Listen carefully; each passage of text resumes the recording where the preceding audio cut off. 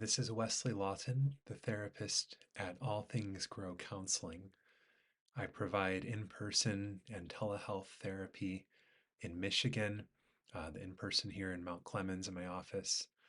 And I specialize in grief as well as stress and trauma and helping people with spiritual and faith issues. I help folks with a number of other kinds of things as well. Those are my areas of additional experience and training beyond grad school and working with some clients, talking with peers.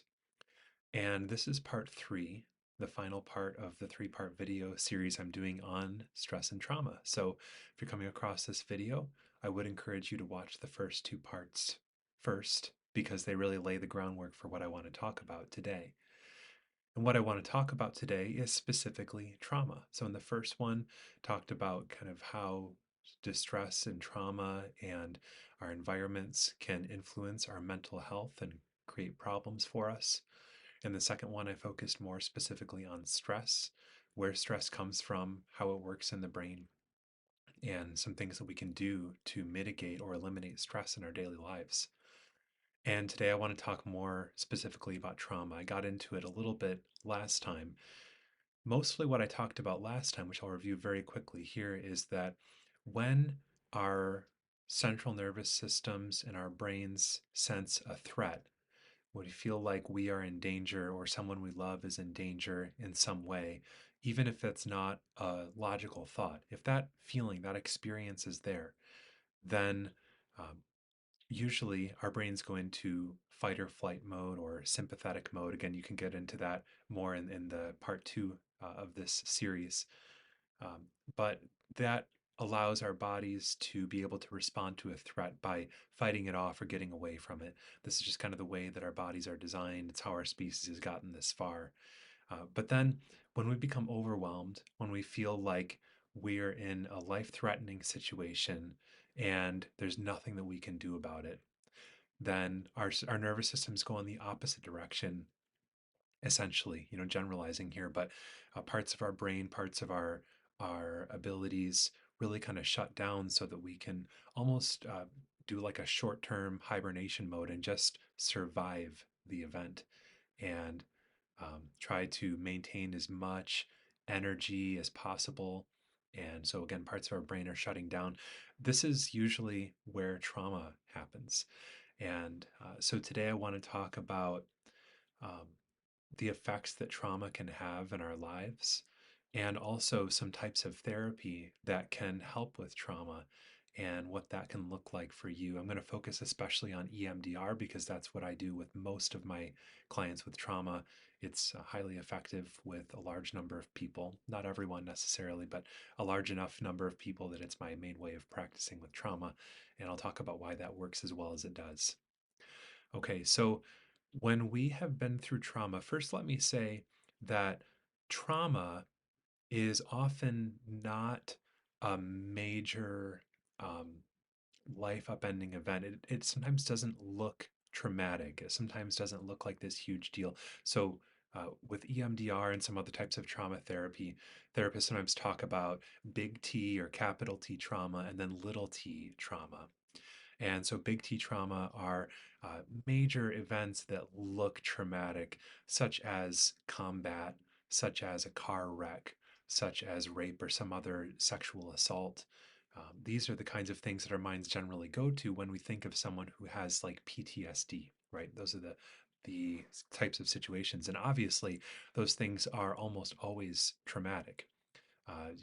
Having to kill someone if that's a duty of your job, these kinds of things are often traumatic because they are often overwhelming to our nervous systems and we're not able to process them in effective ways. But a lot of times, what we experience as trauma or as sort of little t traumas are just something that someone said to us one time in a certain tone of voice or with a certain look on their face, or something that we saw that wouldn't be considered a sort of classic traditional trauma, big T trauma, but was still overwhelming to us in that moment. We couldn't really make sense of it. Perhaps we experienced some major letdown or betrayal. Uh, these are kinds of examples Maybe we had to show someone some tough love, and it was hard to watch them hurting as a result of that. The many other examples that I could come up with of things that can really traumatize us that don't necessarily look like traditional traumas, big T traumas on the outside. Sometimes almost nobody would look at it as a trauma, and yet you experience it that way. A lot of times, the most important traumas in our lives happen when we're young. Um, I would say, based on my training and my experience, what I've seen, some of the most important traumas tend to happen kind of before puberty. So, when I ask clients to talk about different traumatic memories that they've had, not to talk about them in depth, but just to sort of name them and label them and bring them to our awareness as things that we want to work on and eliminate the traumatic effects of. Um, I encourage them to really focus, especially on those things before around age 11 or so. Because what can happen is that those traumas may not necessarily be our biggest and uh, strongest traumas in our daily lived experience, but sometimes they might prime us to later in life experience other things as being traumatic that normally we'd have no time processing. So let me back up for just a second and talk about what I mean by that. Things we would have no problem processing. Um, EMDR, many other trauma focused therapies, um, and even areas outside of psychotherapy operate under the assumption that our brains and our bodies are really wired to heal. Easy example is we get a cut, and unless we have some problem with our body where this doesn't take place, for 99+% of us, we can expect that cut to heal, right? If it's a bad cut, we might need the assistance of some stitches. We might scar. Uh, we will probably scab if it's something that's big or deep or something like that. But in some way or another, that cut will heal. It will no longer be an open wound through which germs can enter and infect us. And similarly, our brains want to heal from overwhelming or stressful, distressing events. So people go through really distressing, difficult things quite often and are simply not traumatized by it. They experience it as a hard thing that I survived, a hard thing that I went through, and that was hard at the time, but now it's done and life moves forward. And that's a memory, that's a story. But what happens sometimes is when our nervous systems become overwhelmed by distress, our brains are not able to do that in the natural way that it would do that, to process that trauma and classify it as a past event. It gets really kind of encoded in our brains as an experience. And so when we think about that, even when we come across things that remind us of that in some small way, our brain makes all kinds of shortcuts to try to keep us safe by steering clear of that and by going into that fight or flight mode or even that freeze mode and really experience it as kind of like freaking out um, because we think that that's going to happen or that that is happening now. We can actually experience it as happening in the present. Logically, we know that we're not in that place and time anymore. But because of how it works in our brain, we actually do. And you can talk to someone who has severe PTSD, and they will tell you that flashbacks or re experiences are just that. It's like you're actually there. That's the way that our brains and bodies are reacting to triggers. I know, for example, nurses, right, who work in hospitals sometimes come across some pretty overwhelming, stressful, and even traumatic things. And then they go about their work, and in the days and weeks and months and years that follow, they can get really stressed out by small things sometimes because those small things remind them of really big things that they've been through before that were not processed because they're in a similar environment, because they come across a patient who reminds them of that other patient, or an experience that reminds them of a part of that past experience.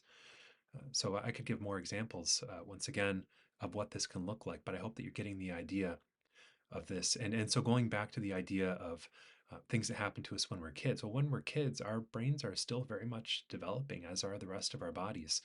And so things that as an adult we might encounter and automatically be able to classify as, oh, that's this thing that isn't a threat. That's this thing that, okay, this person is angry and they'll get past it, right?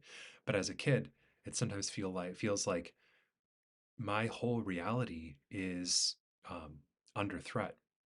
I Our brains might feel like we're going to die, even though that's not something that we would verbalize as a kid or really have a box for to be able to express that. And so it might be our parents arguing, somebody throwing something. It might be something that someone says, accusing us of being a certain way, a very harsh criticism, or um, something. A lot of times it does have to do with parents or other adults, because we feel as kids like they kind of run the world and they're in control. And so when they say things that are overwhelmingly stressful, we can really feel under threat as kids. Sometimes the mental health problems that we experience as adults actually come from things that we went through as kids. Sometimes it's even before our memories are really in place around age 6. Sometimes it's something that we only remember vague parts of.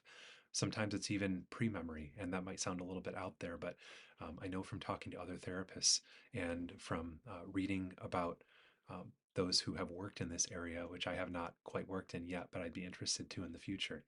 Uh, we can address things from infancy, even from birth. As crazy as that might sound, people find immense relief sometimes in their daily lives from processing traumas from those times of their lives. So, things from back then can have an effect on us now. They teach us things about ourselves that are often not true, not rational. They teach us things about the way the world works that are not really rational. But um, rational has nothing to do with it at that point. It's how we actually experience it on a visceral level.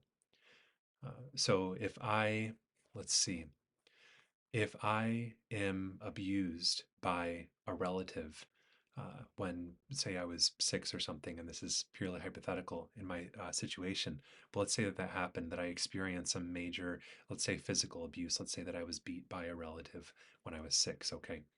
And I was beat um, in a particular room with a belt, okay? Um, if I see someone removing a large belt, let's say, I might start to get kind of stressed out. If I go to a similar room with even a similar color wall, or the shelves are arranged in a similar way, that might be a trigger. If I come across somebody who has um, the sort of personality that that relative had, that might also really stress me out. I might be very, very wary around that person, even though I have no logical reason to be. Okay, so some more very clear examples of how that works. And this can play out in all kinds of ways in our life. Let me pull up some examples of things that can have to do with trauma. Uh, you can benefit from trauma therapy if you experience anxiety, panic attacks, phobias. Sometimes, in fact, oftentimes, physical medical problems can come from trauma. They're somatic expressions of trauma, of the effects of trauma. So sometimes chronic illness can actually be alleviated by processing trauma. Depression and bipolar, dissociative disorders, eating disorders, grief and loss can sometimes be inhibited in a major way by trauma. Chronic pain, performance anxiety, personality disorders that many of us believe have their root in trauma. Obviously, PTSD is a very straightforward reaction to trauma. Sleep disturbances, substance abuse and addiction, and even some situational, some situations like some situational effects like, why do I always go back to this kind of situation, this kind of relationship? It often has its root in trauma as well. Okay, so trauma therapy is not just for PTSD. It can be for all kinds of mental health problems that express from trauma, or I should say trauma that expresses as these kinds of mental health problems. Basically, we are reacting in faulty ways to our environment in our daily lives. Okay, so hopefully I've made that clear without belaboring the point too much. So there are some particular parts of our brain that are involved in trauma, and those are, I have it written it down because as much as I appreciate and respect neuroscience, it's not my area of expertise. And so I always try to be careful when I talk about it to be accurate. The major areas, and we know this from primarily from MRIs and fMRIs, ways that we manage or that we can get images and real-time images and videos of what's going on in the brain, which parts of the brain are being activated when we're stimulated in certain ways. Um, so we know that when it comes to trauma and traumatic memories, the parts of the brain that are most connected to it are the amygdala, which is at the kind of at the base of our brain, and that's our alarm system. It's at the base of it. Usually, the farther down you go in the brain, and the closer to the central nervous system, which runs up and down our spine, that's the older parts of our brain, the parts that kept us alive when we were sort of a younger species. And so, the amygdala is obviously a super important part of being an existing being and being human. That's our alarm system. That's the part that is primarily activated when we come across a trigger of something that we've learned is dangerous. The hippocampus, which I believe is kind of towards the center of the brain, a little bit towards the back. And this is the part that is associated with learning and memory. And then the prefrontal cortex. So the frontal lobe is here. The prefrontal cortex, I believe, is just behind that. Again, if there's a neuroscientist out there watching this video, please feel free to correct me. But I'm about 75 to 90% sure about these placements here. And it's not the most important part, which is why I'm sharing it with you anyway. Try to be honest about what I know and what I don't know.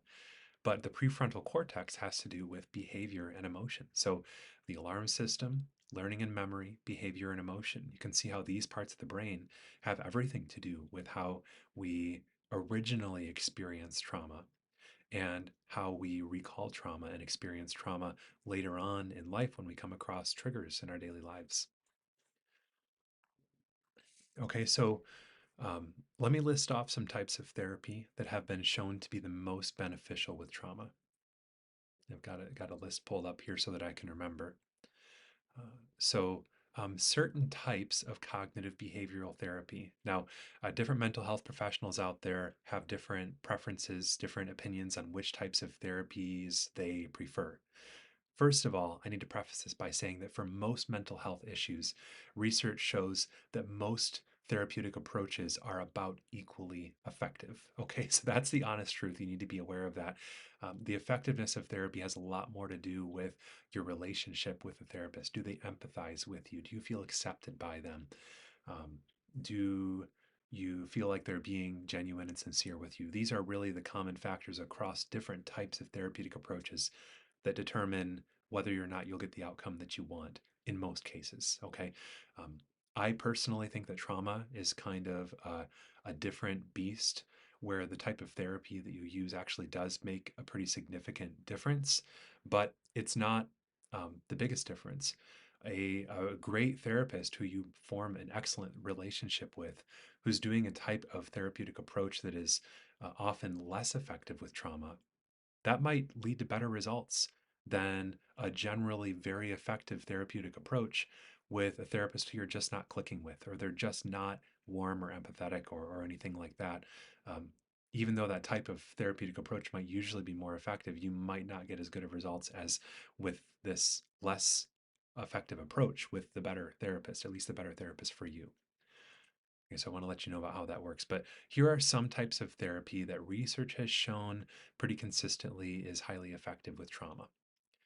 And I'm listing these off before I get more into EMDR. So, cognitive behavioral therapy, I was just going to say, um, I have, from what everything that I have learned, traditional cognitive behavioral therapy is not the most effective when it comes to trauma.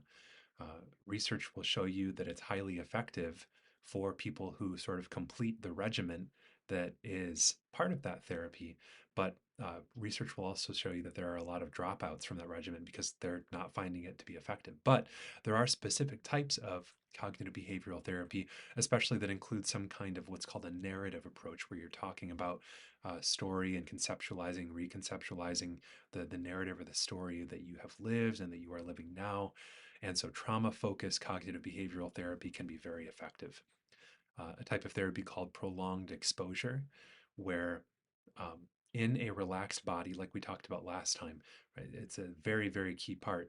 You need to have relaxed muscles and really have a calm central nervous system that understands that you're not under a current threat. But in that type of posture, in a relaxed body, you encounter triggers intentionally about your trauma. And basically, by coming across these triggers for prolonged periods of time in a relaxed body, you're kind of retraining your brain and your nervous system to understand that these triggers are not threatening.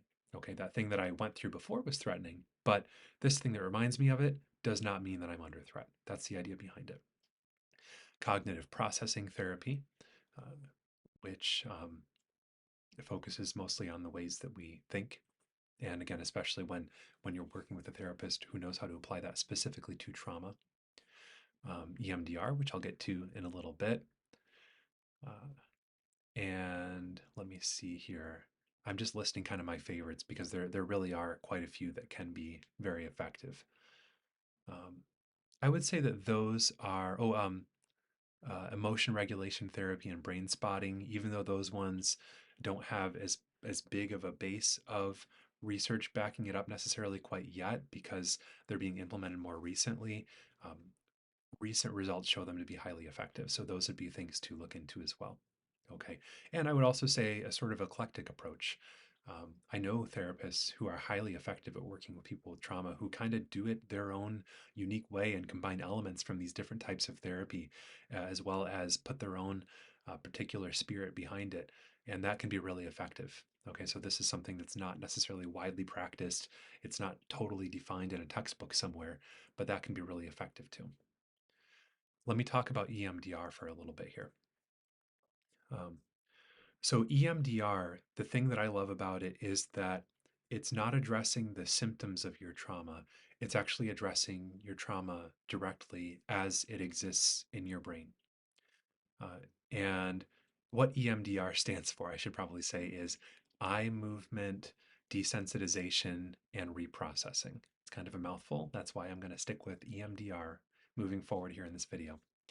But I will break down what each part of that is. So, eye movement, that refers to what's called bilateral stimulation. You are stimulating both sides of your brain, your left brain and your right brain.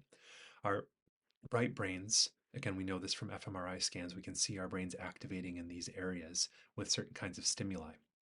So, our right brains are almost completely, compared to our left brains, associated with images and with experiences. Our left brains, compared to our right brains, are pretty much completely associated with logic, with narrative, understanding things as a story, which is a very important way of how our brains think, how our brains process stuff, and how we experience moment to moment life, and also with language. And uh, these two, these functions are kind of isolated in the right brain and the left brain, respectively. Um, and so, by stimulating both sides of the brain in this structured approach of EMDR that activates the amygdala and the prefrontal cortex and the hippocampus, I wanted to make sure I got that right. Um, that is helping our brains to process trauma in the ways that they would naturally do. Now, I know that natural, I see that as kind of a buzzword, right? It's all natural, organic, whatever.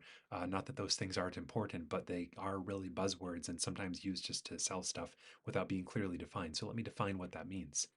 Again, our brains, just like the rest of our bodies, have a sort of state of homeostasis where they're healthy and functioning very well, and they want to heal. Again, there's all kinds of problems that can come up and disabilities and things that get in the way of that. So I don't want to overgeneralize here, but to sort of generalize and talk about what's typical for us as human beings, this is the way that we're wired to work. And um, when we go through something distressing, then our brains do process that and usually put it into some kind of a place, kind of arrange it in a certain way so that it doesn't continue to trouble us as time goes forward. And the theory behind EMDR is that um, by stimulating both sides of our brain, especially in those particular areas, we are mimicking what the brain normally does, and not even mimicking it in a false sense, but actually making it happen. We're kind of triggering that process. So to give an example of this, if you are, well, here, the Francine Shapiro, who came up with EMDR, who identified it as an effective approach, um, she came up with it because she was walking along a path, thinking about something distressing, and afterward, she felt better. And she was trying to figure out, oh, wait a second, why did that happen? Right? She's a good researcher. She's asking questions. And she sort of replayed every minute detail of that walk, of that experience, and realized that as she was walking, she was kind of moving her eyes back and forth from one side of the path to the other. Kind of interesting. And so she wondered, she hypothesized whether this might be similar to REM, rapid eye movement, the type of deep sleep that we get into when we're dreaming. Um, and of course, it's common knowledge that when we're facing some kind of a problem that we can't overcome, sometimes if we just sleep on it, it makes a lot more sense in the morning. So there's a lot of evidence behind this in our daily lives, anecdotal evidence to back this up. And so she really spent the rest of her career trying to research and understand and practice and promote EMDR as an effective way of processing distressing material, including trauma. So um, stimulating both sides of the brain. Now, notice that I didn't focus just on eye movement there. Eye movement is one powerful way of doing that, but there are other equally effective ways. We can stimulate both sides of the brain auditorily or with sound. So, we can put headphones on and have sort of a clicking sound or a beeping sound in right left ears, in our right ear and our left ear, back and forth. And the speed matters as well, by the way, at least we found through research with EMDR therapy. There's also the physical stimulus. So, um, actually, here, let me show you my equipment I brought here. Some show and tell. Okay. Um, the original old fashioned traditional way, which works very well, is the therapist can just kind of go like this and you just follow the fingers. You can do one finger, two fingers, doesn't matter. It's not a magic thing. But a little bit more modern way is to use what's called a light bar. And I have this hooked up to an app on my phone, believe it or not. I usually try to limit the amount of technology I'm using, especially in therapy, to limit the number of things that can go wrong. But I found this to be really reliable as long as I remember to charge everything. And so there's a light here, and I can change the color if I want to, and how wide the light is. But it just goes back and forth, and you just follow that. And the thing that I like about that is it gets me out of the picture. You're not going to be distracted by my face or my raising eyebrows or however I'm responding as I'm watching you process and trying to direct you in an effective way with EMDR. Um, and then here are my buzzers. They're called something else. I don't remember what they are. I've come up with all kinds of sort of awkward names for them, but buzzers are the least awkward name for them. And so I've got them switched around here, but I have them labeled right and left. And they just they stimulate your sense of touch on the right side and the left side, back and forth. And I have a nice pair of Bluetooth headphones, which again I can play sound in right, left, right, left. And you can sync these up, and which is why the right and left matters. You can sync these two up or with the light bar, any combination of them. Um, so some another thing that people often do is do, I think it's called a butterfly hug, where they just do this, and it's the same kind of idea as the buzzers. It's a physical touch thing. And so when I was in EMDR training, what I liked doing, I liked to be able to close my eyes. And so I had headphones in and it was going right, left, click, click, click. And I was tapping myself along with that to stimulate my brain bilaterally, bilateral stimulation on both sides. So that's what the eye movement part is. Desensitization. So what that is referring to is that there's a phase in EMDR, and I'll go through those phases in just a moment here, just to give you an even clearer picture of what it looks like if it's something you're thinking about giving a try. But there's an important part of the process where you kind of have one foot in the present and you're in control and you can stop whenever you want. You're not in a trance, you're not hypnotized or anything like that. Um, you have one foot in the present and one foot in the past. And so you are viewing your memories in some very clear, vivid ways. Um, and again, we're doing this in a relaxed body. We're doing it in a safe way. We have some resources, some exercises that we can do to bring down your distress level if and when we need to. But you are viewing it. It's not like you're actually there. It's kind of like you're it's a metaphor that I sometimes use. It's like you're on a train and you're viewing it out the windows. You're going through it, you're passing it by. You're not out there, you're safe in the train, but you are seeing it quite clearly and experiencing some of the things that you were experiencing at that time. Um, and so you're doing that, and your brain is processing in this highly effective way with the bilateral stimulation, and it's making all kinds of connections. And you might think of some other memories, or you might start to feel some things physically or emotionally. And your therapist is checking in with you to kind of see what's going on, and might give you some gentle guidance to continue following what your brain is trying to, the ways your brain is trying to process. And by doing this, you're desensitizing yourself to the memory. So you don't forget the memory. The memory is still there. It's just that it doesn't affect you in the present anymore. You're desensitized to it. You're not as sensitive to it. And therefore, when you come across triggers that remind you of that, it's like, oh, that's a thing from the past that I went through. And maybe I learned some things from it, or maybe I didn't. Maybe I'm just glad that I survived. But that's all that it is. It's not something that affects the way that I think, that I feel, the things that I believe about myself and about the world around me in the present moment. I'm living detached from that, desensitized to that. And then reprocessing. So after you desensitize, then there is a phase where you essentially kind of install in your brain through bilateral stimulation a thought and a sort of sensation that you would prefer to associate with that memory. So once you're desensitized to the old, faulty, harmful stuff, then you can think of that and actually believe and feel something a lot more adaptive and effective that's going to help you in your day to day life. So, for example, if I went through something in the past that made me feel unsafe, and I carry that sensation of unsafety with me when I come across things that remind me of that, or just in general, it's kind of there, um, floating around.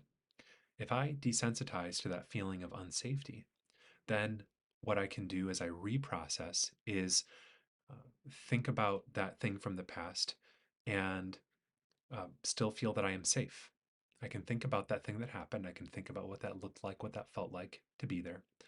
And it's now a memory in the past, and I can think that and still feel I am safe in the present.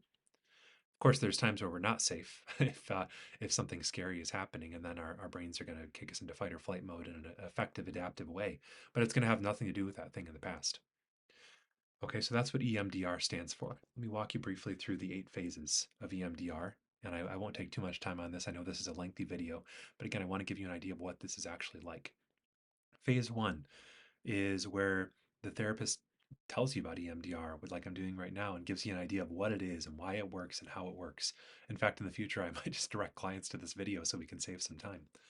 Um, gather a history of traumatic things that have happened, things that continue to have a negative impact on you now, those places that you would rather not go in your mind, but that you find yourself going to all too often involuntarily. They're intruding on your life. And make a list of the memories that you want to target, to desensitize to, so that you're no longer bothered by them in any way in the present. Go over some informed consent. Here are some things that might happen. Here are some ways that we can help with that. Sometimes in the day or two after the desensitization phase, which is phase four, you might your brain might be working just a little bit differently. Nothing too severe, but something to keep an eye on. And here again are some things that you can do to minimize that.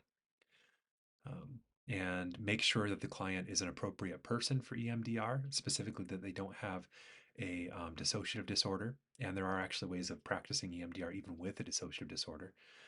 And there might be some other kinds of rare situations where someone's just not a great fit for EMDR. Um, okay, so that's essentially phase one. Phase two, I'm going to answer any questions that you have. I'm going to remind you that you can stop anytime that you need to, and that will bring you kind of back down, will bring your nervous system back down to a calm, functional place at that point, and teach you some exercises to help do that, and some exercises that you should be doing in your day to day life while you're undergoing EMDR therapy to help keep you functioning in a healthy, calm way in your daily life between sessions, daily life between sessions. let you know about bilateral stimulation. I'll show you the equipment that I have, and we'll figure out what kind of stimulation is a good fit for you, what you're comfortable with, and help you resource other ways that are to help you feel calm and safe, and actually install those with bilateral stimulation. Okay, phases 3 and 4 always go together. So phase 3 is we identify what is, when you think about that memory that we're targeting, what's the thing that you picture? What's the thing that you feel? What's the thing that you believe about yourself? What do you want to believe about yourself instead? How true does that feel? How disturbing is that to you? Where do you feel that emotion in your body, that disturbance in your body? By the way, this does not constitute EMDR training, okay? I'm really flying through this and jumping over a lot of important details, but this video is for clients, not practitioners, unless you just want to get a general idea of what EMDR is. Um, so then we get into phase 4, and that's the desensitization part. Um, and so what that looks like is that we have the bilateral stimulation going, and your therapist checks in with you every, say, 30 to 60 seconds or so, invites you to take a breath, and then just get a general statement of what you're noticing. Again, that could be a memory, a thought, an insight, a feeling in your body, an emotion that's coming up, but just generally, okay, this is what I'm focusing on. And then, okay, your therapist will say something like, notice that, follow that, go with that. And my clients are like, yep, heard that before, if you're watching this video. Um, okay, and then there's a certain process of paying attention to what kinds of statements are being made and when is a good time to assess, okay, so how disturbing does it feel to you now, and seeing whether or not that's gone down and where do you go from there. But eventually you get to a place where on a scale of 0 to 10, your disturbance is a 0. You are no longer disturbed by thinking of that memory. Pretty cool. Phase 5 is installation. So that's the reprocessing part where um, you install in your mind, what do you want to think and feel instead when you come across this memory and triggers of this memory? What do you want to be able to believe anyway, in spite of that? And get that installed. Do a body scan, make sure that you're all cleared up. There's nothing disturbing, nothing threatening or anything left. And so you can see a lot of this is just really reinforcing and making sure that we're really, really good to go for real. And then the effects of EMDR, along with some other types of trauma therapy, are long lasting. By the way, they last. It's not like it goes away in a month or a year. No, that's done. It's in the past. You might come across other traumatizing experiences that you might need to address later on, but the stuff you work through in therapy, um, that it's long lasting benefits. Okay, and then phase 7 is closure. So really running through when you come across triggers in the future, when you come across situations that remind you of that thing that we just targeted, um, what does that look like for you? What does that feel like for you? We're really making sure that you're desensitized to that memory and that it's no longer affecting you in all kinds of different ways. And that's it. And then phase 8 is reevaluation. So when you come back the next time, we make sure one last time, hey, anything coming up with this? No? Good. Okay, let's move forward. Or, oh, the disturbance is at a 1 or a 2 on a scale of 0 to 10. Okay, well, let's go back and just clear that up, and then we'll just make sure about that. That's what it looks like, folks. Um, so again, highly effective. Research shows with about 80% of people. And those things that I mentioned earlier about empathy and acceptance and authenticity on the therapist side, when you feel like you have that kind of a real trusting relationship with a therapist, that makes a huge impact on the effectiveness of any kind of therapy, including EMDR. But I wanted to give you a picture of what that looks like. I encourage you to check out some of those other types of therapies that I mentioned, and there are some others that research shows is effective too. Um, and for some people, some of those other types are really the only thing that will be effective. So keep that in mind. But hopefully, this has been helpful for understanding what trauma is, how it works, and how it can be addressed effectively. So, hope you enjoyed this series. Thank you for sticking with me. If you have any questions, of course, you can contact me. My number for work is 586 576 6523. I was blanking for a second there. And you can email me at wes, at allthingsgrowcounseling.com. Let me know if you want an appointment. Let me know if you have questions about EMDR, and I'd be happy to help however I can. Thanks a lot. Friends, one last thing. I'm going to be putting a link in the description of this video, both on YouTube and on my blog.